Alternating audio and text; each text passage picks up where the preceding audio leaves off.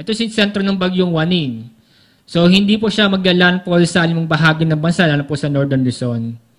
So, kung ito yung magiging track nito, hindi siya malabo mag-landfall sa atin bansa. Kung saan magpunta si Waning, sumusunod si Habagat.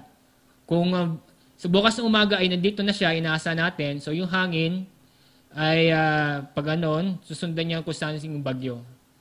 Pag nandito yung bagyo, so susunod yung Habagat. So palayo na palayo yung Habagat sa bansa. So magiging maganda panahon natin simula bukas.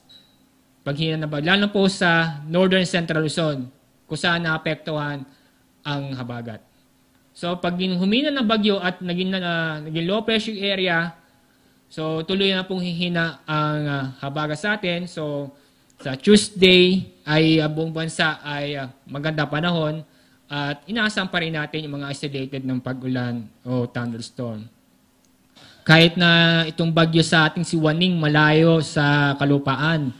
So paalala po ay itong Habagat may dalang malakas na ulan. So paalala po, except doon sa mga siyempre po yung mga lugar under Tropical Cyclone Warning Signal number 1 ay automatic po na makakaasa tayo ng malakas na pag-ulan at pagbugso ng hangin kaya babala po sa mga landslide and flash flood.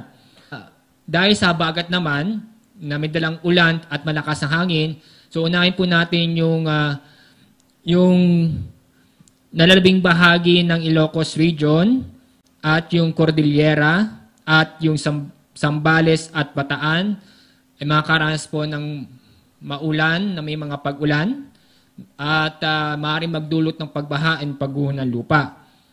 And then do sa kondisyon ng ating karagatan, so yung buong seaboard ng Northern Luzon at Western seaboard ng Central Luzon, dahil sa malakas ng hangin dala ng Habagat, delikado po pumalaot po doon dahil sa inaasa nating napakaalon ng ating karagatan.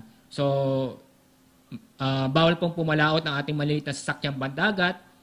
Pero yung malalaking sasakyang pandagat, mag-ingat. Yun nga po sa malalaking alon.